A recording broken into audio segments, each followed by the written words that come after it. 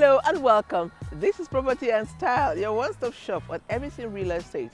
Property and Style is coming to you from the network service of the NTA. My name is Patience Eloyi Abba. Thank you for keeping a date yet again with us.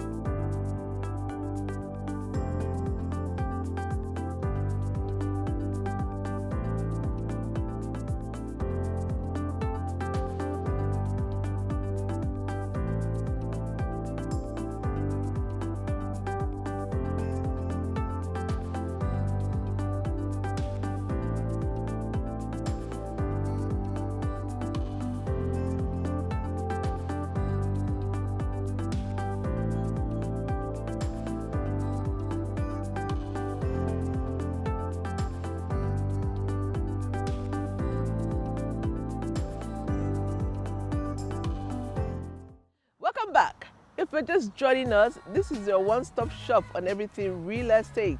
It is Property and Style, coming to you from the network service of the NTA.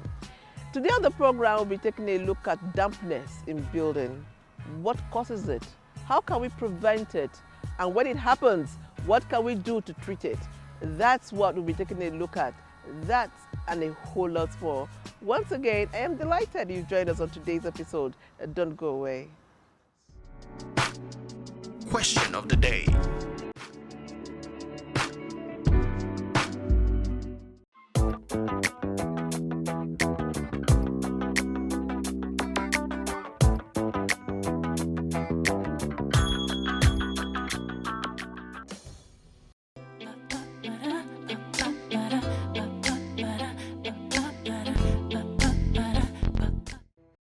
Dampness is a common problem in the building sector.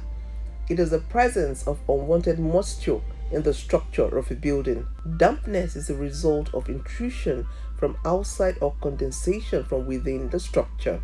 A high number of damp problems in buildings are caused by climate-dependent factors of condensation and rain penetration. Structural dampness is the prevailing problem during the raining season, but there are other causes of dampness in the building, such as poor ventilation, faulty building, inadequate gutters, bad plumbing. Dampness occurs through penetration of water into the components such as walls, floors, and roof. Traveling of moisture through walls and ceiling may cause ugly patches, softening, and crumbling of plaster that may cause damage to painting and the decoration of the building. Prolonged dampness in the building can cause various defects to the building, damage electrical installations, and short circuit. Dampness increases the growth of termites, breeds germs that can cause diseases such as tuberculosis, rheumatism, and it is dangerous to occupants who are asthmatic.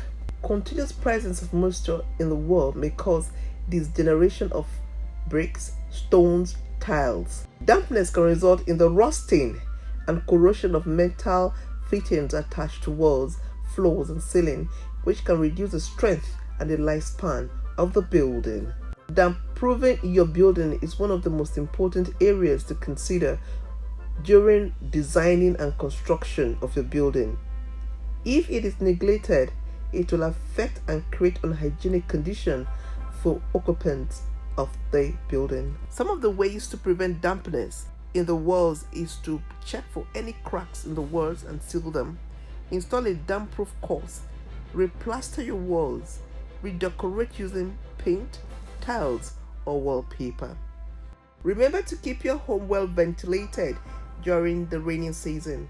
Make sure air circulates freely around your property and avoid putting furniture and other items against the walls.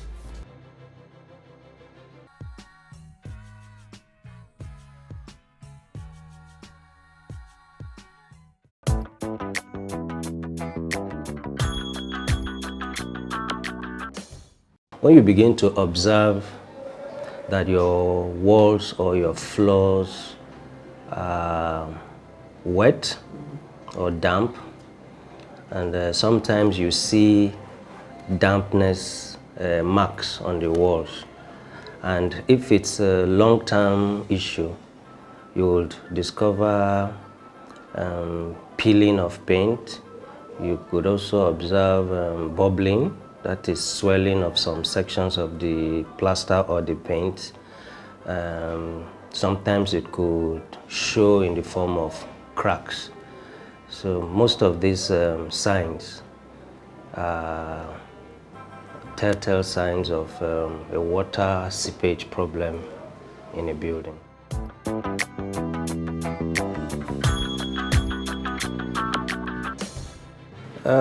Water seepage or dampness in walls in a building are usually caused by movement of water upwards from the ground or from the surrounding ground surface, external ground surface.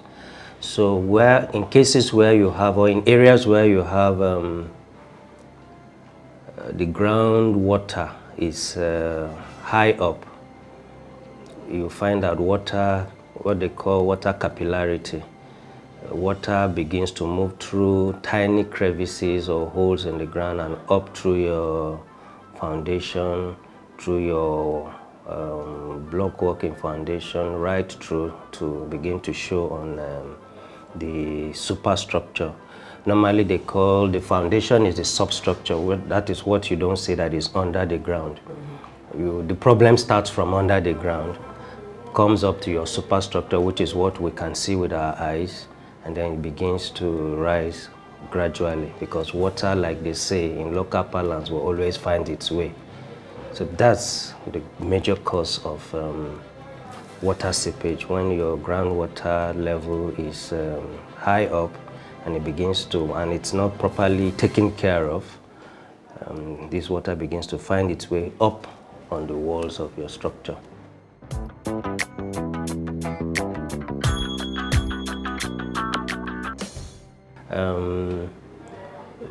Mechanical works, like you said, plumbing, it's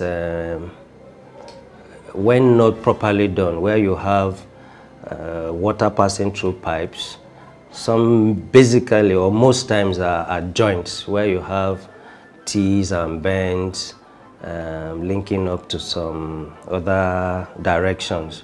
You find leakages in those pipes, and that will begin to, of course, show on the walls. Most times you find, for instance, from your bathroom, where you have a leaking pipe or a leaking tap, it begins to seep into the wall and it will show on the opposite side. Maybe behind that bathroom is a bedroom wall. You begin to see that dampness on your wall in the bedroom, or whatever wall is adjoining the bathroom, or the wet area. Those are wet areas like the bathroom, the kitchen, the laundry areas, and all of that. And then also, plumbing also in aspect like the floor drains, where water is supposed to flow, go through the floor drain and into the waste pipes provided, or the soakaway, or the public waste system. That's the sewers.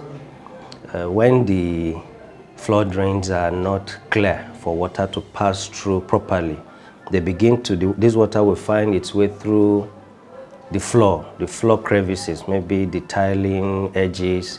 They begin to just find ways into that and then show up in other places of the building.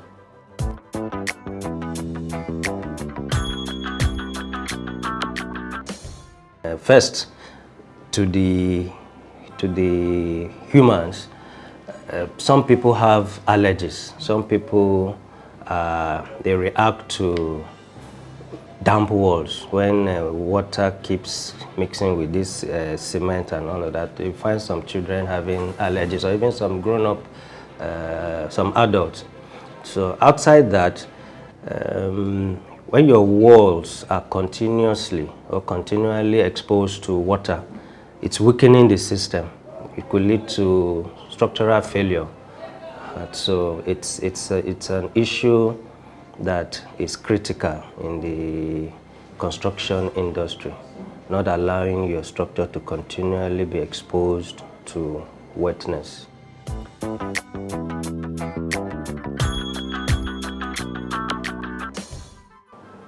First and foremost, you have a building construction project you want to engage in. You seek the services of professionals in the building industry. You have your surveyed plan, then you take possession of your site. Now, at first instance, there are likelihoods that your site could be waterlogged. Now, from the design stage, your architect and your structural engineer should come together and design first a foundation that would adequately, that can sit comfortably without problems on that kind of site. When that is done, that in itself doesn't take care of the problem. But when you have done your designs and you are ready for implementation, you go to site, you begin to dig your foundation. Some kind of sand or stone dust on it so that surrounding mud does not block those holes. Now, the work of these perforated pipes is to collect surrounding water into the pipes, and then you direct it away from the building. Once you have done that and the capacity of your pipes are tangible enough, you take care of the initial problem where you have water from the groundwater seeping upwards. NTA Properties Investment Company Limited, a subsidiary of the Nigerian Television Authority, specializes in creating comfort in all areas of life, such as real estate investments, that is, land, houses, and office spaces, mass leasing, savings and loan scheme, and so much more. Other information and entertainment services include Property in Style, a TV program that airs on the network service of the NTA, and also Property Connect, a nationwide magazine. Our priority is to bridge poverty gaps and sustain quality welfare of our clients. Partner with us and watch us help you grow. Pay us a visit today at the NTA headquarters permanent site, Area 11 Garki, Abuja, or our Lagos office at number 15 Awolowo Road, Ikoyi, Lagos. For more information, visit our website on www.ntaproperties.com.ng, or you can email us on ntap2000@yahoo.com. Call us on 0066417900. NTA Properties Investment Company Limited, the much needed help at your doorstep.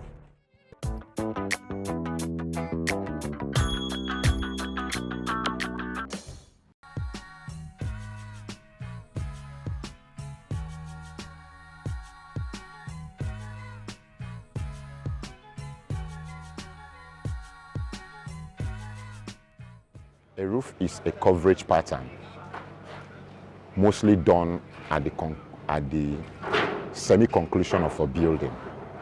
In order to give any building a covering, you must have a roof placed there. So a roof is a building coverage. So what are the types of roofs? When you talk about types of roof, there are several types of roof. There are aluminium roofing system, there are stone-coated roofing system, there are also steel roofing system, and also locally made roofing system, which can also be called as grass roofing system. Grass roofing system are those type we see during the olden days, which today some of us still uses it at our bush bars in order to make it look a little bit more traditional. Yeah. Beautiful. That's nice. Yeah. So now explain to us the step-by-step processes of roofing. We have most especially the aluminium roofing sheet. It starts from the milling process.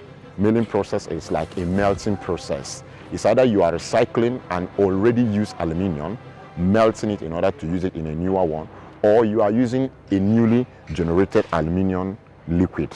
Now when you mill it, use it to form an aluminium sheet. It becomes in plain aluminium plain sheet. Now, after that plain sheet, what you do now is it goes into the coating process. But before the coating process, it will first of all undergo the embossment process. Either the embossment or coating, each might come before the other. Coating process, it goes through a coating machine. It goes through a coating machine that is well built. It's like a home. When you want to paint an aluminium, it goes into the machine, it paints it, bakes it, and coats it. Now, when it comes out, it now becomes an it now has a color. The coating gives it a color. After the coating, it now goes into an embossment machine. The embossment gives its shape. You see teeth. There are punches, slight punches on the sheet. After that, you now summarize it by rolling it in a roll. That is what we call aluminium spool. Aluminium spool is like a tissue paper shape. It's in tissue paper shape. The way they roll tissue paper on that carton inside, you now roll it. Keep rolling. Now it comes into an aluminium coil. When it's not an aluminium coil, that's when people now buy it. You now sell it to wholesalers. You can also be a wholesaler yourself. You can sell it to those who now sell it in retail. Now, those who sell it in retail are those who that now put it on a machine. When that material is now being inserted in the machine, it now be coming out in a roofing form with its lines, its gutters, and its thickness. You understand? The hip and the gutter will now be in this form. Okay. After coming, you now see it in this form. Yeah. Magnificent. I just gave you the process of aluminium roofing sheets. Now the stone coated. Stone coated. There is one we call stone coated. It starts by you bring pan. You tear pan into a length. It has a 1 meter length and a width of 1 foot. After 4 minutes like that, you now pour gum. You pour gum on top of it, on top of that pan. After pouring that gum, you now bring dust. There are stones. That's what makes it stone coated tile, grinded stones. When you now pour those grinded stones on top of the gum, all these processes are being done with a machine. No, it's not a manual thing. It's a machinery process something. Now, the gum will not capture those grinded stones. That's when you now see it. It now becomes a stone coated tiles. But the process is much more simpler than that of aluminium process. That one is raw steel. Stone coated tile is steel. It's all the stone, grinded stone that are on top of it that makes a difference. Wow, that's beautiful. Thank you so much. So what are the factors to be considered before embarking on a roofing process? So what you should consider, is it upstairs, is it a bungalow, or is it a duplex? Now, if it's a duplex upstairs, you have to consider a thicker gauge. Thicker, acceptable and recommended by the governmental body regulating that product you're buying. It must be in accordance to what the government want. Number one, you will consider what the government asks you. Yeah, there must be a standard the governing body has set up for it. Now, among those standards, you go for the thick one for a duplex. Like a duplex is story building. Yeah. Now, when it's now bungalow, you can go for a lighter gauge. That lighter gauge will still be within the recommendations of the governing body, approved. So those are the factors you consider. Is it a bungalow or is it a duplex? Okay. Does weather affect? Is weather one of the factors considered? In Nigeria here, weather is not water. If you use a lighter gauge and you use it in areas that's like far north, those places that are close to the desert, when you use those lighter gauges, those wind will pull it off. So places like Zamfara, there are some parts of the north that you usually see high level of wind. Those places we recommend you use a thicker gauge. Yeah. Now, in some cases, in most cases, after 1 year or 2 years of installing the roof, you could find out some faults leading to leaking roof and thereabout. So, what are the steps to be considered to be taken to remedy, in order to remedy, or to correct? The only way, the only step to take is first of all you will inspect the leakage. Number one, you will inspect the leakage. After that inspection, there must be a result telling you this is why the roof is leaking. That is where you now know the leaking, is it from the installer or is it from those that installed the wood initially and the errors? You know, if a foundation of a building has faults, even the continuation of the block works will also have faults. You might blame the person doing the block work, but trust me, if it starts from the foundation, it can be traced. So in roofing, the foundation of a roofing is the woodwork. Yes, when you want to have a good roofing system, pay clear attention, pay good attention to the wooding process. The wooding process. Now, after that wooding process is done well, sometimes it's very difficult to have a leaking roof with a good wood. But when you now discover the fault, now you know if it is from the wood or from the installer or from the aluminum products.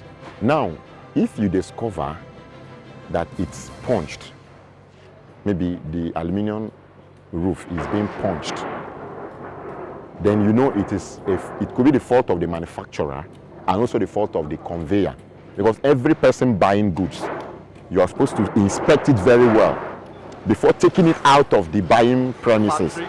Just like when you collect money from the bank, you can't go out there and come back and tell them it's 99 when it's supposed to be 100. They will ask you, the bank also already told you, count your money before leaving the counter. Okay. So if you collect money from the bank, you leave the bank and you come back and tell them it's 98. The bank won't listen to you anymore. That's how it is in business as well. When you buy a goods and you're not able to inspect it properly and you take it out and come back, they will say. That's why first we should remember to inspect the goods, the roofing sheet we are buying properly before leaving that premises. So that when we now discover the fault, we now know how to remedy it. Now, I cannot say this is the remedy in particular. I only give you the process to avoid those mistakes and also to dictate the problem. Okay. But trust me, the remedy, if it is a leaking one that cannot be changed or patched, then it has to be, you understand. What really informs, what really compares to the different colors on the roof? Is it the choice of... Choice and demand. Just like our faces are different, our choices are different, and colors are different. You look at yourself now, you are putting on white with a black line on your clothes. Me, I'm putting on something dark blue and a living spots on them. That's your choice for the day, and that's also my choice for the day. You understand? So people come to the markets with different choices. That is why we make different colors available, because people will always come with different opinion based on the color that they've made up their mind to use. And giving the people the avenue to make choices. Having many colors on ground is just to give people the avenue to make choices. Are you a landlord, a tenant, or an agent?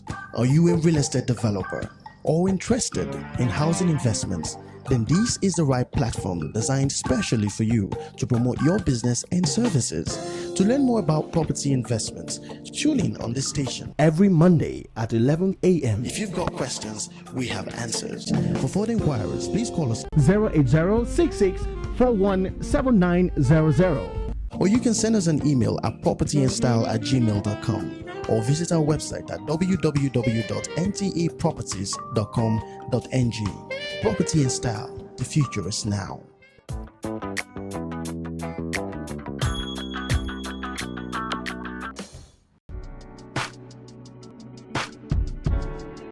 And the answers.